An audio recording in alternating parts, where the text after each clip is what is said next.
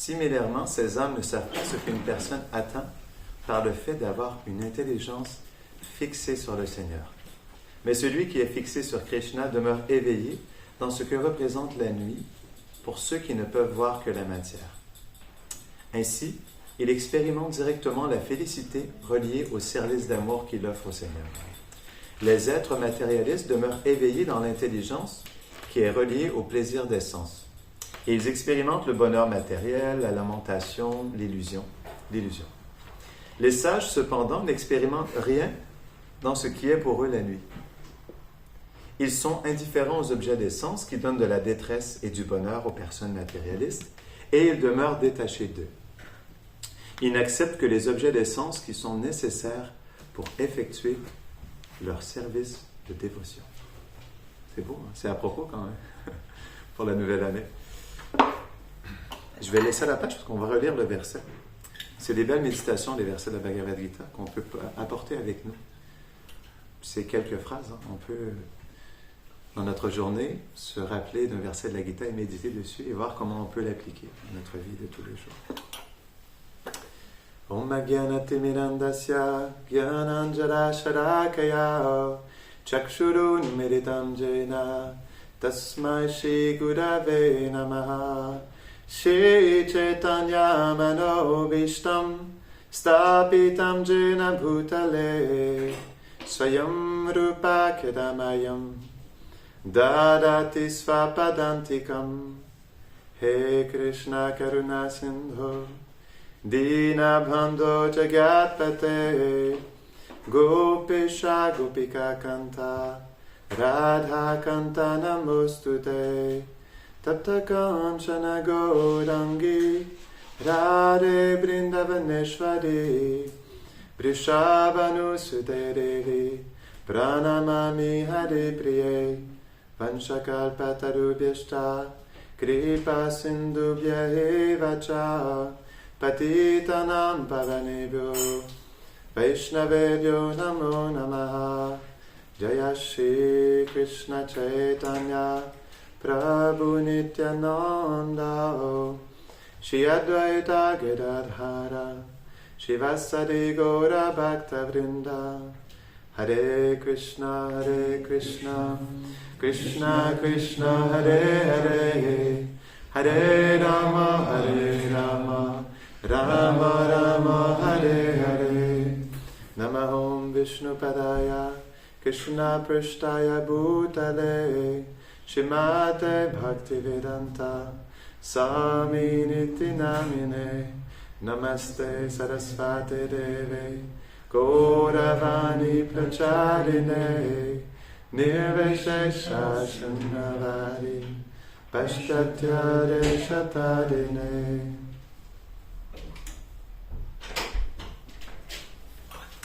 Comme promis, je vais relire le verset.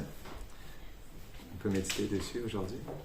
Ce qui est l'état d'éveil pour le sage dont le mental est fixé paraît être l'obscurité pour la masse des âmes égarées. Alors que l'état d'éveil pour ceux qui se réjouissent des sens est comme les ténèbres pour le sage dont le mental est contrôlé. C'est un très beau verset. Et c'est ce qui se passe en ce moment. On peut voir que la plupart des âmes sont égarées. La masse, ce qui paraît être l'obscurité pour la masse des âmes égarées. On peut voir naturellement que la plupart des âmes dans la société sont égarées. Égarées de quoi? De leur vérité. Ils vivent dans l'obscurité de leur vérité. Il y a un beau verset en sanskrit, Krishna Surya Sama, Maya Andakar, c'est ça? Tu connais ce verset, Arjuna? Non? C'est un très beau verset. Krishna Surya Sama, Maya Andakar. Il y a quelques mots qui me manquent, je pense.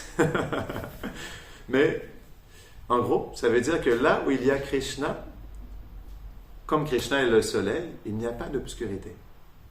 Et là où il y a l'obscurité, il n'y a pas le soleil.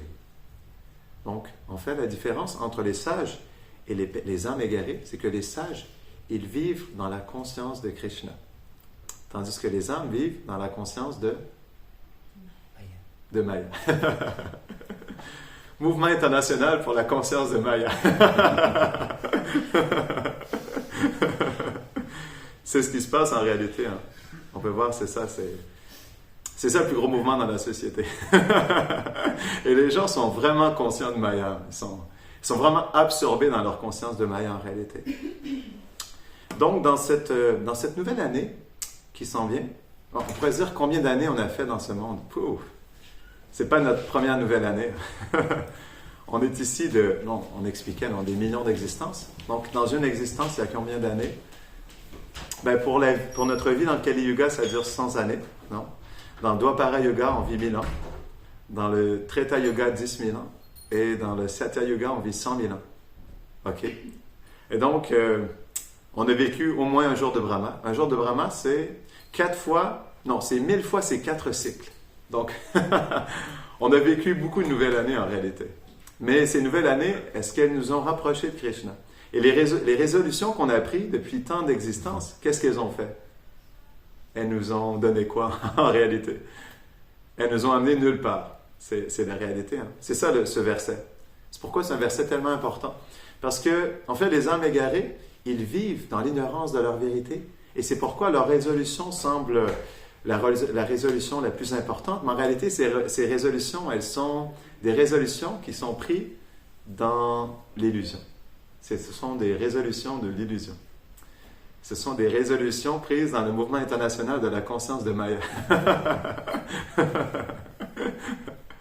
Donc, c'est pourquoi une vraie résolution, on appelle ça Sankalpa en sanskrit. Sankalpa, ça veut dire faire un vœu pour notre vérité. Faire un vœu pour l'éveil de notre âme. Et la lumière fuit. Ah, je crois qu'il y a quelqu'un qui veut apparaître là bientôt.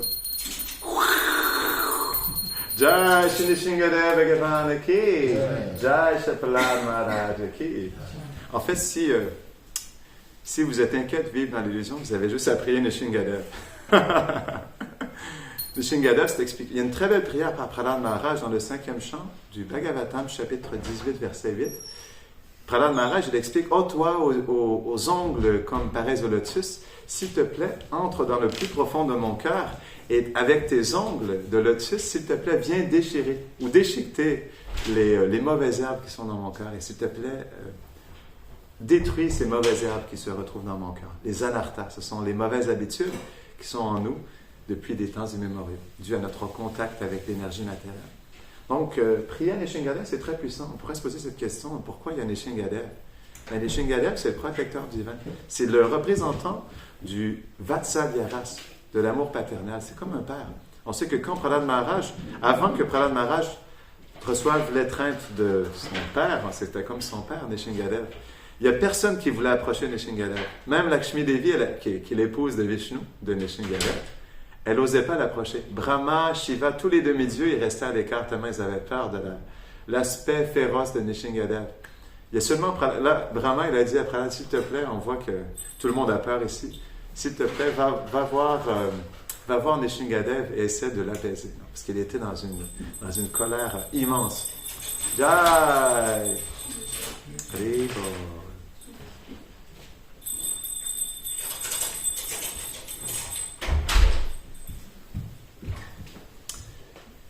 Donc c'est quoi? Pourquoi? Oui, on peut prier à Nishingadev. Et c'est une belle prière, ça. On peut lui demander: s'il te plaît, viens dans mon cœur. Il y a tellement d'anartha, de mauvaises herbes dans mon cœur. S'il te plaît, viens dans mon cœur et avec tes ongles, s'il te plaît, viens déchirer, en fait, tous ces attachements qui sont situés dans mon cœur. Parce que, c'est expliqué, Nishingadev, il donne le pur amour pour Radha et Krishna. C'est pourquoi, pour nous, c'est une déité très importante. C'est pourquoi on le prie à tous les matins, tous les soirs aussi. Parce qu'il nous protège. Il protège notre cœur des choses défavorables pour l'éveil de la dévotion. Donc, comme on expliquait, on a fait plusieurs nouvelles années. Mais à quoi devrions-nous être attentifs? Non. À quoi sommes-nous attentifs pour cette nouvelle année? C'est la question qu'on doit se poser. Et quelles sont nos valeurs? Non? Parce qu'une personne va prendre une résolution en lien avec les valeurs qu'elle a dans sa vie, tout simplement. Donc, si une personne, elle est dans le culte du corps, qu'est-ce qu'elle va demander? D'avoir l'air plus belle, d'avoir l'air plus jeune, d'avoir moins de rides, d'avoir des plus beaux habits, de mieux paraître, non? Donc ça, c'est le culte du corps. Donc, la plupart des gens, leur résolution, elles sont au niveau matériel, au niveau du corps, non? Mais c'est quoi une résolution spirituelle, un sankalpa, non? C'est la question qu'on doit se poser. Donc, un dévot, qu'est-ce qui valorise le dévot? C'est quoi la plus grande valeur d'un dévot, d'un Vaishnav? L'humilité. Oui, l'humilité, bien sûr. L'humilité, c'est l'ingrédient principal qui prépare notre cœur à recevoir Krishna, bien sûr. Mais ce n'était pas exactement la réponse que je voulais. En quoi le dévot met la plus grande valeur? Son amour en Krishna. Oui, bien sûr. Oui, ce qui le rapproche de Krishna, exactement. Et qu'est-ce qui rapproche un dévot de Krishna? Les choses qui sont favorables à l'éveil de notre amour pour Krishna. Et dans le nectar de la dévotion, le Bhakti Rasamrita Sindhu, Rupa Goswami, il explique les 64 items du service de dévotion. Donc, tu es en train de le lire, non? Et donc, de ces 64 items, il y en a 5 qui sont principales. Donc, ces 5 sont l'association avec les dévots, l'adoration de la déité, étudier le Srimad Bhagavatam, ou les textes. Non, c'est expliquer le Bhagavatam. Non, c'est un texte qui est fondateur. Étudier le Srimad Bhagavatam, adorer la déité, ensuite vivre dans un lieu saint, soit physiquement ou mentalement, et... Il m'en manque un, là. Attendez. Ah oui! le meilleur et non le moindre, le chant des saints noms de Krishna. On pourrait dire que de ces 5 items, c'est expliqué, ce sont les 5 items qui sont les plus puissants dans l'éveil de notre amour pour Krishna. Parce que Rupa Goswami, il explique que ces items, ils donnent une extase pour Krishna. Et ils sont tellement puissants, ils ont tellement de potentiel qu'ils éveillent l'amour pour Krishna dans notre cœur. Donc c'est pourquoi, si on veut prendre des résolutions, ce sont les 5 choses les plus favorables et les plus puissantes pour l'éveil de notre amour pour Krishna. Donc on doit voir comment on valorise davantage l'association avec les dévots, étudier le Srimad Bhagavatam, chanter le Saint-Nom de Krishna, adorer sa forme et résider dans un lieu saint. Donc ce sont les choses qui vont le plus nourrir notre dévotion envers Krishna. Donc c'est pourquoi ces choses sont tellement précieuses. Donc l'association des dévots, on peut s'associer de différentes manières. Mais comme on a expliqué dans une classe, peut-être il y a quelques semaines, la plus grande association, c'est de s'associer avec son cœur. Parce que, qu'est-ce qui est le plus précieux dans l'association des dévots? C'est leur cœur. C'est ça qui est le plus précieux. Parce que dans leur cœur se trouve Krishna. Il faut s'associer avec leur cœur. Et pour s'associer avec leur cœur, il faut soi-même aussi s'associer avec notre propre cœur aussi. C'est pourquoi on doit être miséricordieux envers soi-même, avant d'être miséricordieux envers les autres.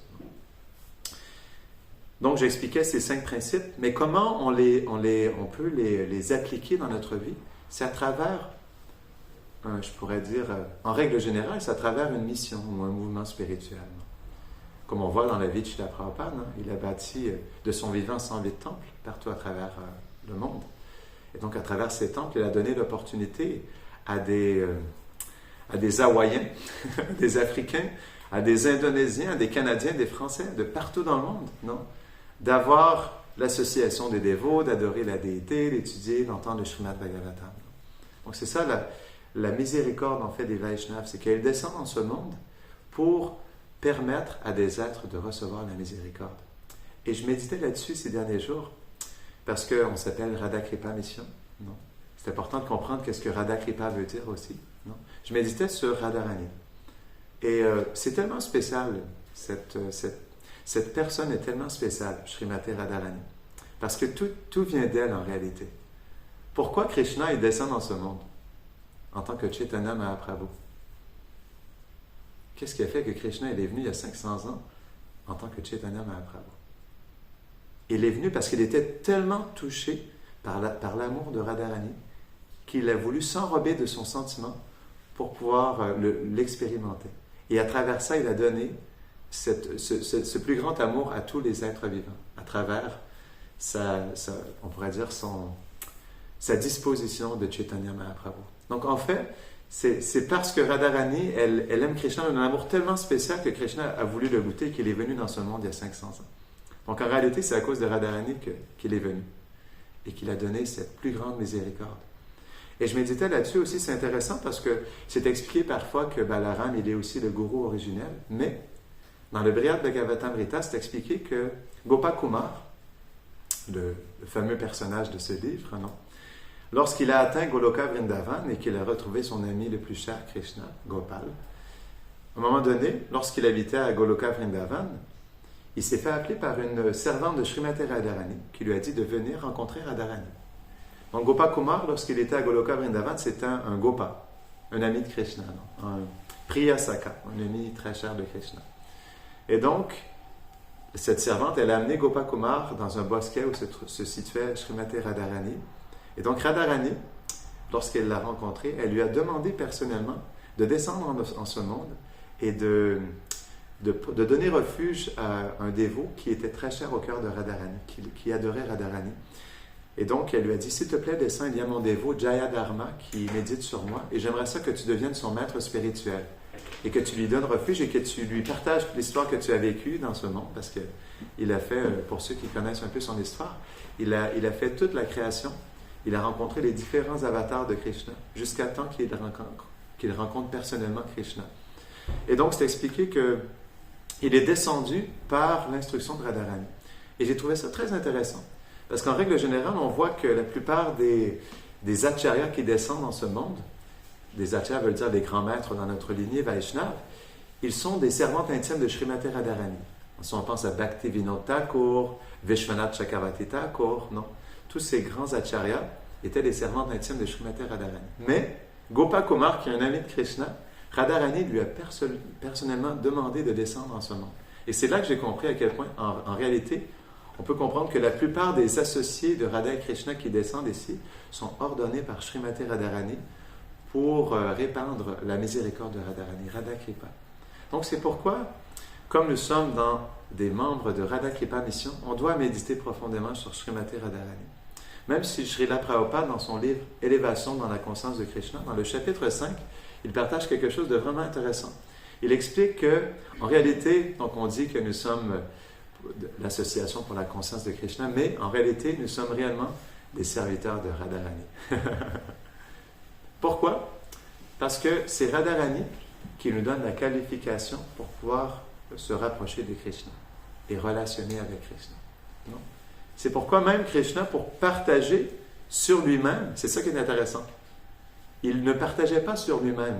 Lorsqu'il est venu il y a 5000 ans, il n'a pas partagé ses gloires par lui-même. Il les a partagées, mais à un certain groupe plus, on pourrait dire, petit de personnes. Mais il a fallu, pour se partager lui-même, qu'il vienne dans le sentiment de compassion de Radharani pour pouvoir partager lui-même à tous les êtres vivants en réalité. Donc c'est pourquoi Krishna lui-même, il a besoin de Radharani pour se partager lui-même. C'est pourquoi Radha Kripa Mission, c'est très spécial. Parce que c'est Radharani qui nous donne Krishna. En fait, même dans le Mahamantra, chez la Prabhupada, c'est la définition qu'il a donnée du Mahamantra. Hare. Lorsqu'on chante le Mahamantra, on commence par Hare. Hare veut dire Radharani. Oh Radharani, s'il te plaît, accepte-moi et engage-moi dans le service de Krishna. Donc ça commence par Radharani. Et on pourrait dire que ça se termine par Radharani en réalité. Et donc, on peut voir justement, c'est par la miséricorde de Srimati Radharani que tous ces associés éternels de Radha Krishna sont descendus en ce monde, comme Srila Prabhupada. Et donc, nous sommes tellement fortunés d'être dans cette miséricorde. C'est pourquoi on doit réellement méditer sur ce qu'est Radha Kripa. C'est quelque chose de tellement précieux. Nous sommes tellement, tellement, tellement fortunés d'être dans cette miséricorde.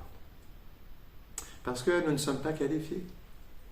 Si nous nous comparons à ces grands sages, à ces acharyas qui avaient une dévotion tellement pure pour le couple divin, des sentiments d'amour tellement profonds pour eux, on se sent complètement déchu et inqualifié. Donc c'est pourquoi justement, malgré notre profonde inqualification, nous sommes dans cette mission. Nous sommes des membres de cette mission et nous pouvons recevoir cette miséricorde. Parce que le fait que nous soyons des membres de cette mission et que nous pouvons nous associer avec un maître spirituel qualifié, avec de bons Vaishnavas, ça veut dire que nous recevons cette miséricorde. Et lorsque nous recevons l'initiation du maître spirituel, Prabhupada le dit dans le premier chapitre du Chaitanya Charitamrita, dernier commentaire du premier chapitre sur les maîtres spirituels. Il dit, lorsque nous recevons l'initiation du maître spirituel, ça veut dire que nous avons reçu directement la miséricorde de Krishna. On pourrait dire aussi de Radharani. Donc, c'est pourquoi on doit vraiment méditer là-dessus. Et je vais vous avouer, je méditais sur quelle résolution je pourrais avoir personnellement pour cette nouvelle année. Et je me disais, j'aimerais devenir un récipient de Radha Kripa. Un récipient de Radha Kripa. Je souhaite devenir un récipient de Radha Kripa. Parce qu'imaginez-vous, même recevoir une goutte de cette miséricorde. Imaginez-vous dans votre élan le plus compassionné, non? Ou peut-être méditer sur une personne très compassionnée dans ce monde, sur le pape Jean-Paul II, non? Ou sur Gandhi, ou Mère Teresa, des personnes qui étaient très compassionnées de cœur. Donc, on peut s'imaginer justement dans cet état d'esprit d'être tellement généreux envers les autres, tellement compassionné, tellement aimant, tellement serviable envers les autres. Mais qu'est-ce que cette compassion et cette miséricorde, elle équivaut par rapport à la miséricorde de Radharani? Bhakti Rasamrita Sindhu, le nectar de la dévotion. En réalité, ça ne se traduit pas exactement comme ça. C'est l'océan débordant du nectar de la dévotion. Bon, Radharani, c'est la personnification de Kripa, Radha Kripa. C'est la personnification de la miséricorde. Donc, c'est un océan de miséricorde, Radharani. Donc, on pourrait dire, c'est tous les êtres les plus compassionnés dans ce monde multipliés par 1 milliard. Ça, c'est l'étendue de la compassion et la miséricorde de Srimati Radharani. Donc, c'est tellement spécial.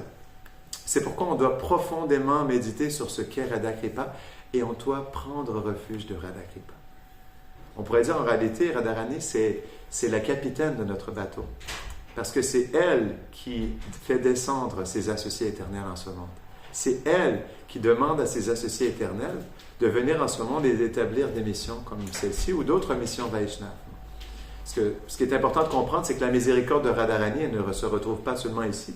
Elle se retrouve dans tous les mouvements Vaishnava où les Vaishnavas souhaitent se connecter à cette miséricorde, où ils ont reçu la miséricorde de Radharani.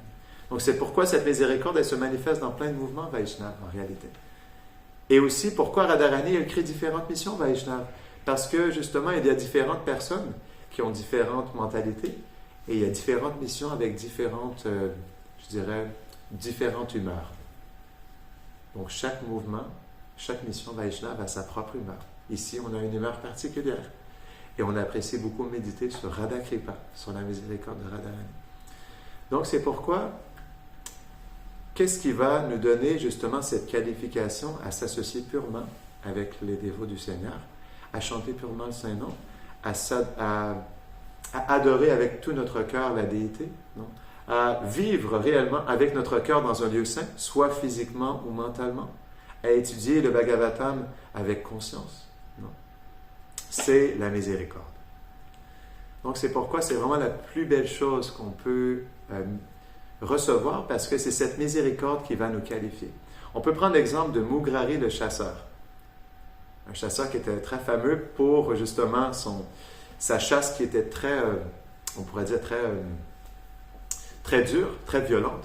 C'est expliqué que Mugrari le chasseur, lorsqu'il chassait un animal, il ne le tuait pas, il lançait une flèche, mais juste pour faire souffrir l'animal.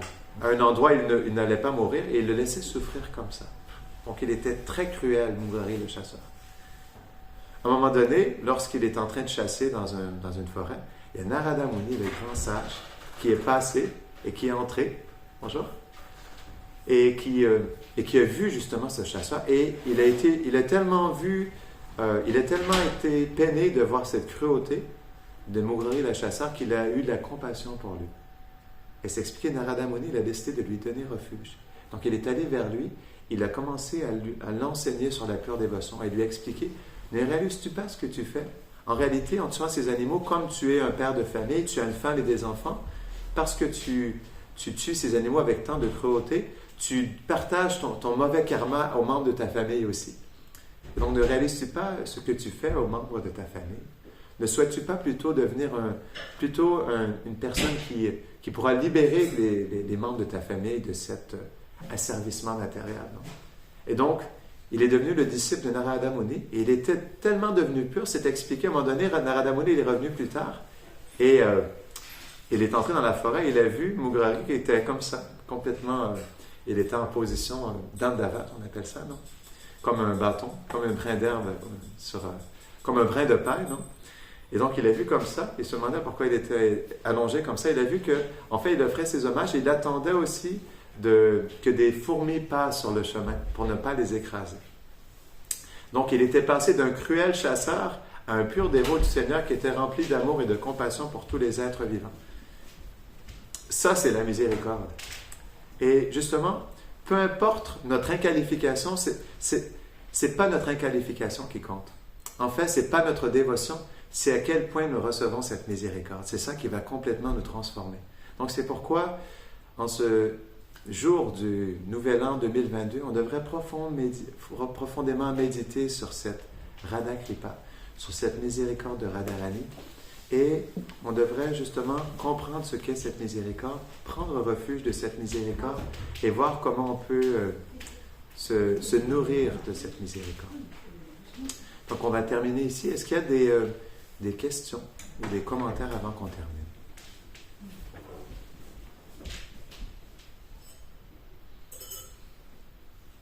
Jai Radha Kripa ki, Jai Radha Kripa Mission ki, Jai Nitya Gaura Premanande.